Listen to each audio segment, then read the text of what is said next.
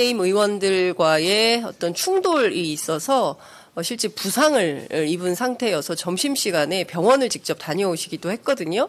전 현 의원 직접 오셔서 그때 어떤 상황이 벌어졌는지 말씀을 좀 들어보기도 하고요. 오늘 오후 질의, 오전 질의에 있었던 내용도 좀 상세하게 여쭤보도록 하겠습니다. 아이고, 지금 걸음을 잘 못 허리를 붙잡고 지금 오시고 계십니다. 아이고, 허리를 삐우신 건가요? 아이고, 그쪽으로 하나 더 들어오시면. 아이고야, 얼굴에 굉장히 큰 파스를 붙이셨어요. 병원에서 뭐라고 합니까? 주갈병은 아니라고 합니다. 아이고야. 예. 아니, 이제. 주사 맞고 통증 완화하는 치료받고. 예. 지금 전현희 의원님 제 옆에 앉아 계셨는데 파스 냄새가 진동을 합니다. 예. 그 병원에서 그러니까 아까 어떤 상황이었는지 조금 설명을 부탁드리겠습니다. 오전 상황이죠.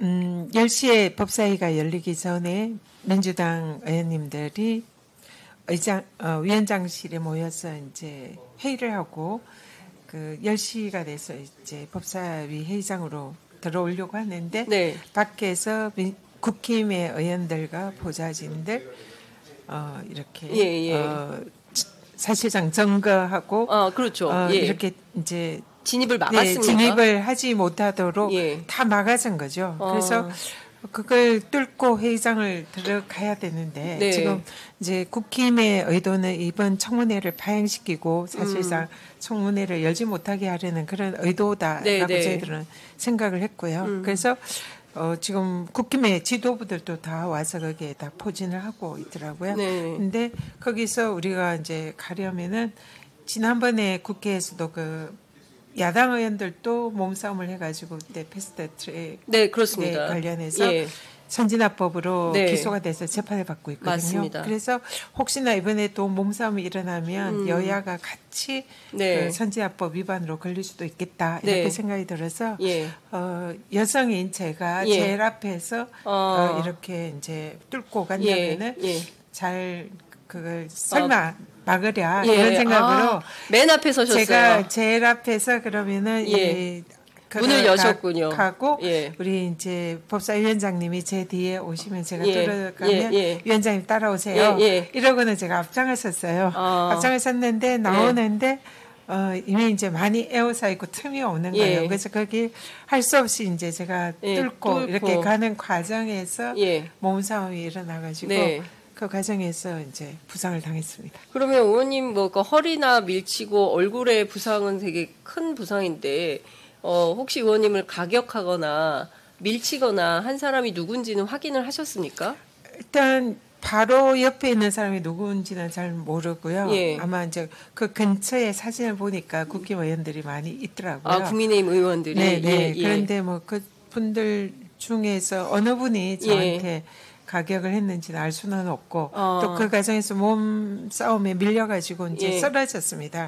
땅바닥에 거의 누울 정도로 쓰러져서 몸을 지탱을 하려고 버티다가 이제 이 허리를 삐끗한 거 이게 지금 다시 국회 선진화법 이전 동물국회로 돌아간 거 아닌가 싶은 생각이 좀 드는데 전반적으로 국민의힘 의원들이 오늘 지도부 포함해서 전체 의원들이 국회 법사위 복도를 점거하고 사실상 무력 시위를 한 상황이 되는 건데요. 왜 이렇게까지 적극적으로 극렬하게 그것도 오늘 최혜병 일주기가 되는 오늘 저렇게까지 할까. 그리고 또 묵념은 또 다 일어나서 또 하더라고요. 그래서 저는 굉장히 이율배반적인 행동을 보면서 저분들은 무슨 생각일까 이런 생각이 좀 들던데 의원님은 좀 어떤 생각이 드십니까? 왜 저렇게까지 극렬하게 반대한다고 보세요? 일단 이 사안이 오늘 청문회에서 드러난 그 내용을 보면 한 사람을 가리키고 있습니다. 한 사람? 네. 그래서 대통령이 이 사건에 대해서 외압을 행사하고 이첩 보류 또 혹은 기록 탈취 이런 데 전반적으로 관여되어 있을 것이라는 그런 의혹이 점점 이제 의혹이 실제적 사실관계로 변해가고 있는 그런 과정인 것 같습니다. 오늘 7070 전화도 사실상 대통령이 아니고서는 할 수 없는 사람들에게 전화를 그 번호로 했거든요. 그래서 지금 계속 저희들은 이 전화를 한 사람이 대통령이 아니냐. 그리고 7070 전화로부터 이 모든 사단이 일어났고 네, 예. 그 앞에 대통령의 경로설이 있었고 그런 상황에서 이 사건의 외압을 행사해서 정상적으로 경찰에 이첩된 사건을 기록을 탈취하고 이첩을 보류시키고 다시 네. 임성근 사단장만 빼고 혐의자에서 빼고 이렇게 이첩을 한 그 모든 상황이 네. 대통령이 지시한 것이 아니냐 이렇게 예. 이제 지금 청문회에서 어느 정도 그런 예, 결론이다. 아직 결론은 나지는 않았지만 그런 의혹이 예. 점점 진실로 밝혀지고 있는 그런 이제 예. 상황입니다. 물론 저희들이 청문회에서 그걸 완벽하게 밝힐 수는 없고 그런 정황이 짙다, 그런 증거가 있다 네. 이런 정도로 저희는 제출할 수밖에 없는 거고요. 네. 결국은 그러면 이러한 그 청문회에서 밝혀진 여러 가지 네. 이 대통령이 여기에 대해서 직접적으로 관여했고 지시했을 거라는 이 강한 의혹, 네. 거기에 부합하는 여러 증거들, 네. 이것을 가지고 실체적으로 진실을 밝힐 수 있는 방법은 특검법밖에 없다. 네. 근데 대통령이 그 특검법을 거부를 하잖아요. 네네. 근데 사실 이걸 돌이켜서 보면 이 사건이 발생했을 때에 맨 처음에 이 사안에 대해서 철저하게 수사를 해서 진실을 밝혀라라고 지시한 건 대통령입니다. 네. 국민의힘 의원들도 최혜병 그 사건에 대해서 조의를 표하고 뭐 여기에 대해서 철저히 수사해서 진실을 밝혀라 처음에는 그런 식으로 주장을 했던 분들이고요. 네네. 근데 지금은 이 사건의 진실이 밝혀질까 두려워서 청문회도 그러니까 지금 방해하고 파행시키려고 그러고 있는 상황이잖아요. 네. 그럼 도대체 이분들이 왜 그럴까? 이 모든 것은 국민의힘이 저렇게 청문회를 파행시키고 이것을 사실상 못 열게 하고 이게 불법이다, 위헌이다, 위법이다 주장을 하는 것 자체가 여기는 그것도 누군가를 가리키고 있다. 네. 누군가를 보호하려는 거 아니냐 이렇게 보는 거죠. 일단 02800-7070 전화가 온 날은 7월 31일 오전 11시 54분인데요. 그날은 대통령실에 그 안보실 주관에 회의가 있었고, 어제 오늘 공개된 그 보도에 따르면, 원희룡 장관부터 시작해서 안보실장, 그리고 그 주진우 법률 비서관 그리고 이종섭 장관에 이르기까지 특히 좀 이해가 안 되는 대목은 회의를 하고 있었는데 회의 중에 대통령의 안보실장에게 전화했다. 이건 조금 납득이 되지 않아서 왜냐하면 안보실 주관 회의였기 때문에요. 당연히 안보실장이 배석을 했을 것이고 그렇다고 한다면 대통령 전화로 다른 사람이 했을 개연성이나 가능성은 없을까요? 왜냐하면 아니 몇 시에 했는지는 모르겠는데 도대체 안보실 회의가 몇 시에 열렸는지 그게 지금 확인이 안 되고 있고요. 10시인지 9시인지 11시인지 12시인지 이게 회의 만약에 같이 회의를 하고 있었다면 안보실장한테 대통령이 전화하는 건 좀 이상하지 않나요? 회의 중에 회의 당사자에게 전화를 한다? 그건 좀 이해가 안 돼서 그 전화로 대통령과 비슷한 권한과 무게를 가진 어떤 다른 사람이 전화했을 가능성에 대해서는 어떻게 생각하십니까? 일단 그 실제로 안보실 회의 중에 예. 그 번호로 전화를 했다면 안보실장에게 그는 말씀하신 대로 좀 이상하다. 예. 대통령일 가능성이 그러면 없는데 그런 생각이 들죠. 그렇죠. 예. 그러니까 도대체 안보실 회의가 몇 시에 열렸는지 그건 좀 정확히 좀 확인을 임기훈 국방비서관에게 확인을 좀 해볼 필요가 있을 것 같습니다. 안보실 회의가 언제 몇 시에 있었는지 그다음에 전화를 실제로 한 시간 그렇습니다. 한번 확인해봐야 되겠습니다. 근데 사실 그 이종호가 그 자기가 이제 로비한 그 VIP가 김건희다 이렇게 얘기를 했잖아요. 맞아요. 그래서 그것만 보면 이 모든 사단이 김건희로부터 시작된 게 아닌가 이렇게 이제 추정을 할 수는 있는데요.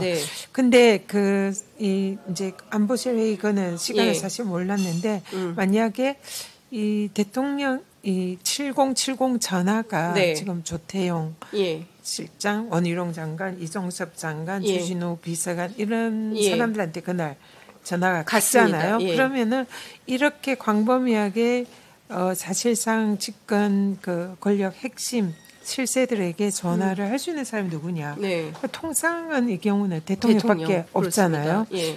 근데 이제 그 부분 그러면 대통령이냐? 예. 저는 대통령이라고 생각을 했어요. 네. 당연히. 예.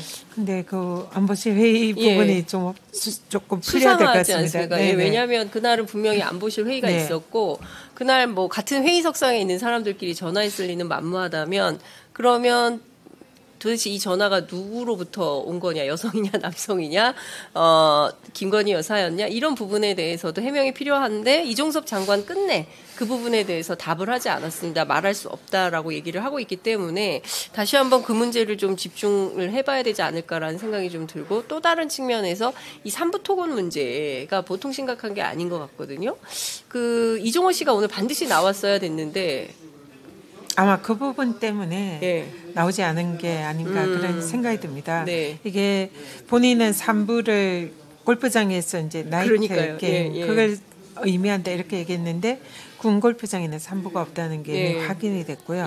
그리고 그동안 이제 김규현 우리 공익 제보자에 의해서 이 3부 토건에 관해서 그 오랫동안 그 이종호가 그런 얘기를 많이 해왔다. 예. 그래서 실제로 뭐 삼부토건 관련돼서 구치소 뭐 있는 삼부토건 그 아들 문제라든지 뭐 이런 또 평소에 삼부토건 이런 대화를 많이 했기 때문에 당연히 그 3부는 삼부토건이라고 생각한다. 이게 이제 공익 제보자의 진술이고요. 그러면 이게 만약에 삼부 토건이 맞다면 그 대화를 한 그 카톡방에서 대화를 한 그 3일에서 5일 사이에 이 삼부 토건에 그 관련된 이슈들이 뜨잖아요. 그렇습니다. 그러니까 우크라이나의 영부인을 김건희 여사가 만나고 그리고 우크라이나 재건 사업에 삼부 토건이 거기에 이제 MOU 체결하고 그리고 원희룡 장관도 갔습니다. 그 이후에 삼부 토건 주가가 엄청나게 5배나 올라갔죠. 말이죠. 그러면은 여기서 카톡방의 삼부가 삼부 토건이라면 이종호가 그 이후에 일주일 이내에 일어날 그 일을 미리 알고 있었고 예측을 했다. 그리고 삼부 토건을 체크를 한다는 얘기는 주식을 체크를 하는 거다. 이렇게 생각을 할 수밖에 없거든요. 그럼 이거는 내부 정보를 이미 발생하기 전에 알고 있었다. 이렇게 보고요. 또 이종호가 이런 내부 정보를 잘 알고 있었다는 또 다른 증거는 국방장관의 교체 이거를 통상은 일반인이 알 수 없는 언론에 또 나오지 않았는데 이미 국방장관 교체를 알고 있었고 자기가 믿는 사람이 국방부 장관이 될 거다 이런 얘기도 했었고 사성 장군이 내년에 발표될 거다라고 했는데 실제로 올해 4월 총선 이후에 해병대 사성 장군 보도가 서울경제를 통해서 단독 보도가 나왔습니다. 물론 그게 대통령 공약 사항이라고 하지만 공약이라고 다 지켜지는 건 아닌데 사성 장군이 만들어질 거다라고 확정적으로 얘기하는 거는 뭐 이렇게. 그러면은 이거는 내부자 그 내부 정보 내지는 그 대통령실 내부와 긴밀히 소통을 하고 있다는 걸 입증을 하는 거거든요. 그렇기 때문에 삼부 토건 문제는 이종호가 대통령실을 통해서 내부 정보를 가지고 있었고 그걸 활용해서 뭔가 주가 조작이나 이런 데 관련하지 않았을까 이런 의혹이 제기가 되는 거죠. 그래서 이 부분은 반드시 특검 수사에 의해서 밝혀져야 할 부분이다. 그렇게 봅니다. 이종호 씨를 김건희 여사가 오라버니라고 부른다고 아까 장경태 의원 질의에서 그런 내용이 나왔는데요. 그리고 실제로 김건희 여사와 이종호 씨는 도이치모터스 때 이미 상당한 공범관계로서 뭐 15억 원에 해당하는 금액을 관리를 맡겼다는 것이고 그 계좌 관리가 최은순 여사 엄마죠. 최은순 여사와 김건희 여사 모두의 계좌를 받아서 이런 불법적인 주식 거래를 하는데 활용을 했었던 전력이 있고 사기 전과가 있는 사람이기 때문에 이 김건희 여사의 관련성도 무시할 수 없는 건 아닐까, 라는 생각이 좀 듭니다. 이종호 대표가 그 제보자에 따르면 김건희와 윤석열 두 사람을 우리가 결혼시켰다. 예. 그리고 김건희가 옛날에는 애기였는데 요즘 이제 많이 영부인이 컸다. 됐다. 예. 뭐 이런 식으로 얘기를 했다는 거잖아요. 그러니까 이미 오래 전부터 관계가 있었다는 것을 암시하는 걸로 그렇습니다. 보이고 그런 차원에서 이번에 이제 이종호와 김건희의 그런 이제 유착 관계가 사실상 지금 어느 정도 밝혀지고 있다. 그리고 이제 여기서 핵심 포인트는 이종호와 김건희의 관계인데요. 이거는 이종호가 상당히 갑의 관계에 있을 거다. 그렇게 생각합니다. 그래서 이종호가 입을 열면 김건희 여사가 유죄가 될 가능성이 높은 거죠. 이 모든 것을 김건희 여사와 의논해서 주가 조작을 했다. 그런 식으로 만약에 밝히면 바로 주가 조작 공범이 되는 거잖아요. 근데 김건희는 이 사안에 대해서 전혀 모르고 그냥 통장만 빌려준 거고 전혀 관여가 없다. 이렇게 진술하면 뭐 무죄나 방조 이런 정도로 죄가 이제 없어지거나 약해지는 거죠. 그러니까 이종호의 진술의 모든 것이 사실상 달려 있기 때문에 김건희의 약점을 이렇게 쥐고 있는 상황이다. 알겠습니다. 지금 그렇게 추정이 됩니다. 오후 질의가 시작이 돼서 이제는 의원님을 보내드려야 될 것 같습니다. 저희가 지금 화면을 다시 국회 법사위로 넘기도록 하겠습니다.